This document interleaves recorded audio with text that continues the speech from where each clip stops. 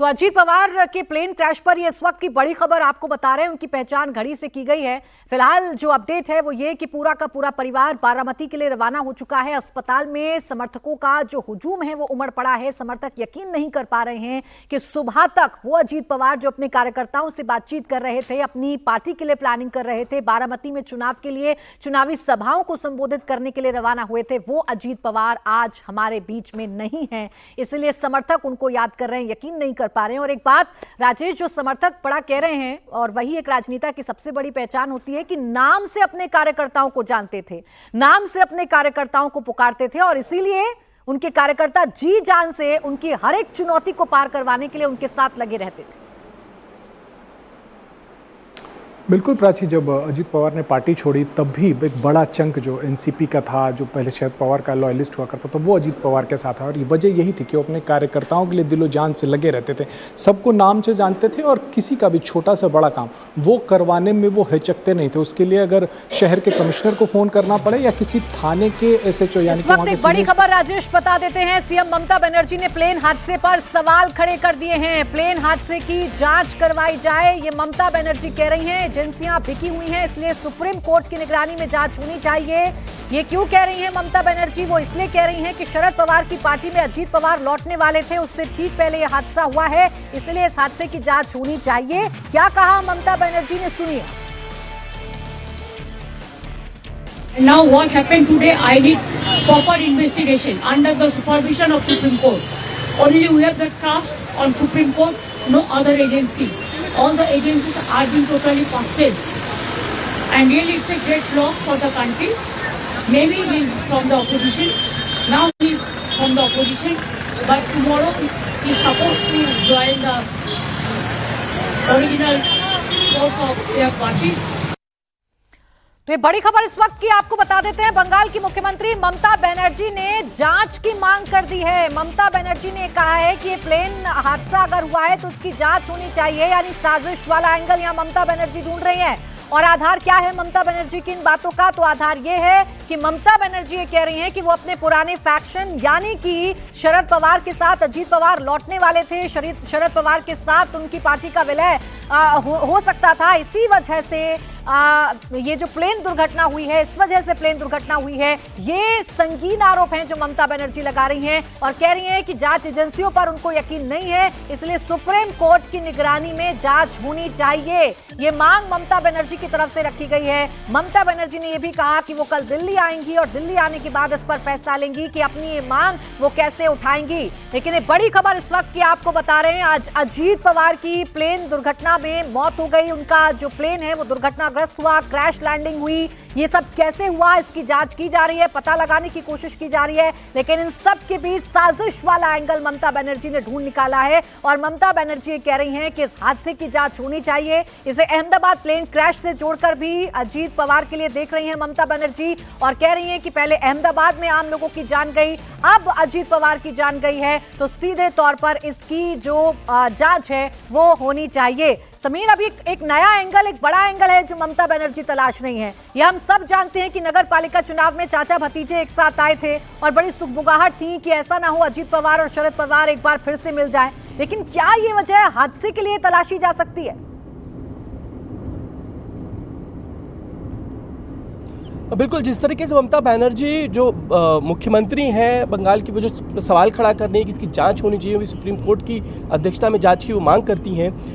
Plane हादसा हुआ है, सारे कुछ उसका अर्थात उसकी सारे के सारे सबूत जुटाए जा रहे हैं कि किस तरीके से हादसा हुआ होगा, क्या वो तकनीकी खराबी रहे होंगे या फिर जो वातावरण उसकी वो वजह रही होगी। इसकी तलाश, उसकी जांच जो है वो होगी। लेकिन जिस तरीके का एंगल वो कह रही हैं कि इसमें कोई साजिश हो सकती है और उसकी जांच होने की ज़रूरत है, जाहिर है महाराष्ट्र सरकार को भी उसका जवाब देना होगा कि किस तरीके से वो इसकी जांच इनिशिएट करते हैं या नहीं। लेकिन अगर बात करें कि शरद पवार और अजीत पवार के साथ आ जाने की, तो लगभग रोड मैप बन चुका था दोनों के साथ में आने का, क्योंकि जिस तरीके से नगर निगम के चुनाव हुए थे और अब जिला परिषद में भी टिकट बांटने का काम जो है अजीत पवार ने ही किया। सारे जो उम्मीदवार हैं, प्रत्याशी हैं, उनके इंटरव्यूज लेने का काम दोनों राष्ट्रवादी को बिठाकर ये काम अजीत पवार ने ही किया था। इसीलिए लगभग एक रोड मैप बन चुका था कि महाराष्ट्र की राजनीति में अजीत पवार का ही दखल होगा और केंद्र की राजनीति में सुप्रिया सुले होंगी। और इसीलिए जिस तरीके से दोनों राष्ट्रवादी साथ में आ रही थी, क्योंकि शरद पवार अगर हम बीते कुछ दिनों में देख लें तो वो कहीं पे भी बहुत सक्रिय राजनीति में अब वो नज़र नहीं आते।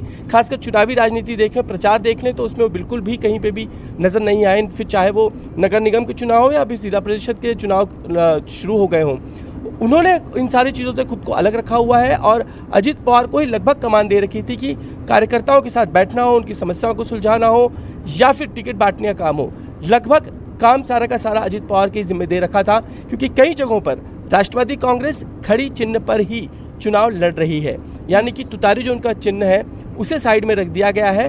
किसी तरह की जो वोटर्स हैं उनमें कोई मिसअंडरस्टैंडिंग न रहे, इसलिए एक ही चुनाव चिन्ह रखने की जो पेशकश थी वो अजित पवार ने ही की थी, जिसके चलते उसे शरद पवार ने भी मान लिया। यानी कि लगभग रोड मैप तैयार हो गया था। शायद अगले कुछ महीनों में शायद चीज़ें और स्पष्ट होती और दोनों राष्ट्रवादी साथ में आती हुई दिखाई देती।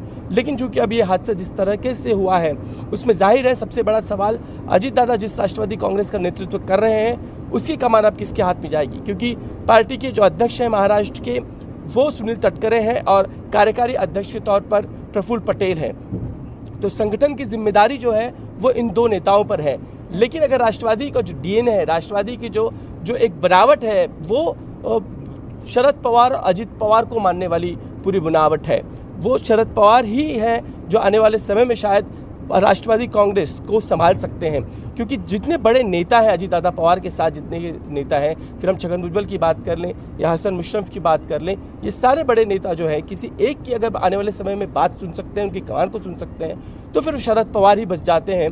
क्योंकि पार्टी को लीड करने के लिए आने वाले समय में पार्टी कमान हाथ में रखने के लिए शरद पवार को शायद अब फिर से आगे आना होगा और दोनों राष्ट्रवादी को साथ में बैठकर शायद आने वाले समय में विलय की एक भूमिका बन सकती है, इसे नकारा नहीं जा सकता। क्योंकि बीते कुछ समय में सारी की सारी जो पार्टी समय तो आने वाला वक्त बताएगा कि अब इन दोनों पार्टी का फ्यूचर क्या होता है। लेकिन ये बात बिल्कुल ठीक है कि कार्यकर्ता जो है वो पवार फैमिली से कनेक्ट महसूस करते हैं। अब अजीत पवार जब इस दुनिया में नहीं है तो अब आगे क्या भविष्य अजीत पवार वाली पार्टी का क्या होने जा रहा है, इस पर तो विचार आगे होगा। लेकिन एक नया एंगल यहाँ ममता बनर्जी ने जरूर क्रिएट करने की कोशिश की है। आज सुबह से जितने बयान हम आपको सुनवा रहे हैं, जितनी प्रतिक्रियाएं हम आपको सुनवा रहे हैं, चाहे वो पक्ष के नेता हों विपक्ष के नेता हों, वो अपनी श्रद्धांजलि व्यक्त कर रहे हैं, वो अजीत पवार की बातें बता रहे हैं, वो अजीत पवार की व्यक्तित्व की बात कर रहे हैं। लेकिन ममता बनर्जी ने यहाँ बिल्कुल एक नया एंगल देने की कोशिश की है। ममता बनर्जी कह रही हैं कि इस विमान हादसे की जांच होनी चाहिए और वो जांच किसी केंद्रीय एजेंसी से नहीं चाहती हैं। वो कह रही हैं कि केंद्रीय एजेंसियों पर उनको भरोसा नहीं है, इसीलिए जांच जो है वो सुप्रीम कोर्ट की निगरानी में होनी चाहिए। और ऐसा क्यों कहा ममता बनर्जी ने? ममता बनर्जी ने इसलिए कहा, उनको ये लग रहा है कि चूंकि चाचा भतीजे एक होने जा रहे थे, चाचा भतीजों के बीच में जो दूरियां थी वो खत्म हो रही थी, ये वजह हो सकती है इस हादसे के पीछे। हालांकि तकनीकी खामी कितनी है, क्यों प्लेन का क्रैश हुआ, ये सब कुछ धीरे धीरे करके सामने आ रहा है। अभी जो शुरुआती जानकारी है उसके मुताबिक जो खामी थी, तकनीकी खामी, वो आई, उसकी वजह से लो विजिबिलिटी वाली एक जो जानकारी है वो भी सामने आ रही है। एक चट्टान वाली जानकारी भी सामने आ रही है। जानकारी ये भी सामने आ रही है कि एक बार लैंडिंग की कोशिश विमान की तरफ से हुई थी, पायलट की तरफ से हुई थी, लेकिन वो फेल हो गई थी।